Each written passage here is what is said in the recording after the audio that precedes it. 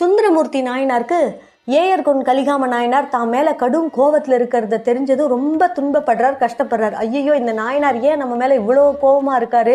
பகவானே, இந்த கலிகாம நாயனார் என் மேல இருக்க கோபம் குறையணும், அதுக்கு நீங்க தான் அருள் புரியணும் அப்படின்னு சொல்லி வேண்டாரு. உடனே சிவபெருமான் என்ன பண்றாரு, உங்க 2 பேரையும் நான் நண்பர்களை ஆக்குறேன்னு சொல்லிட்டு திருவிளையாடலை ஆரம்பிக்கிறார். இங்க சிவபெருமான் என்ன பண்றார், கலிகாம நாயனார் கிட்ட மிக கொடுமையான சூளை நோயை உண்டாக்கிடுறார்.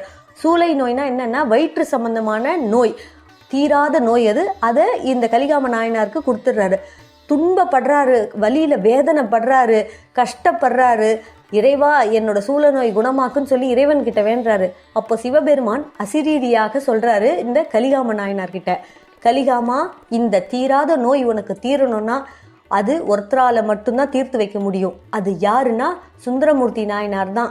அவர் வந்தால் மட்டும்தான் உன்னோட நோய் குணமாகும். அவரு தான் இதுக்கு மருந்து தருவாரு, வேற யாராலையும் உன் நோயை குணமாக்க முடியாது அப்படின்னு சொல்றாரு அசிரீரியா.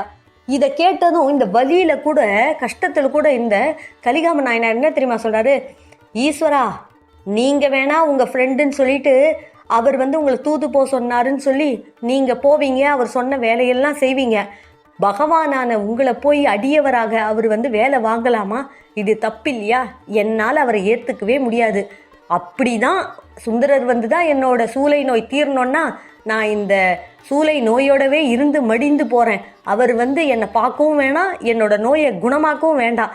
அவர் கைகள் என் மேனியை தொட்டாலே எனக்கு அருவருப்பாக இருக்கும். அதனால் அவர் என்னை பார்க்கவே வர வேண்டாம் அப்படின்னு சொல்லி கோபமாக சிவபெருமான்கிட்டே பதிலுக்கு சொல்லிட்டு அவர் என்ன பண்ணுறாரு, அதே கஷ்டத்தை அனுபவிச்சுட்டு இருக்கார்.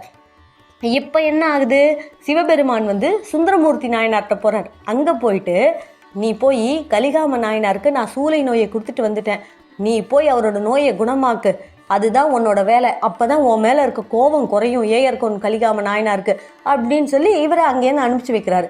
சுந்தரமூர்த்தி நாயனாரும் இங்கே நம்மளோட அடியவராச்சே, அவருடைய நோயை நம்ம தீர்த்து வைக்கணும், இது பகவானோட கட்டளையாச்சே, நம்ம மேலே வேற அவர் கோபமாக இருக்காரு அப்படின்னு பலவித யோசனையோடு இங்கே வராரு. இப்போ இவருக்கு சேதி வருது. என்னன்னு வருது, சுந்தரமூர்த்தி நாயனார் உங்களோட சூளை நோயை தீர்க்க வராரு அப்படின்ற வருகை செய்தி இவர் காதுக்கு வந்துடுது. வந்ததும் இந்த கலிகாம நாயனார் என்ன திரும்ப பண்றாரு, நான் வேண்டாம் வேண்டான்னு சொல்லியும் இந்த சுந்தரர் எதுக்கு என்னை பார்க்க வராரு, இவர் வர்றதுக்குள்ள நான் உயிரோடையே இருக்கக்கூடாது, இவரை நான் பார்க்கவே கூடாதுன்னு சொல்லிட்டு ஒரு கத்தி எடுத்து தான் வயிறையே கிழிச்சுன்றாரு. கிழிச்சு அப்படியே இறந்து போயிடுறாரு. அவ்வளோதான். சுந்தரர் இந்த வீட்டுக்குள்ளே வந்துட்டாரு.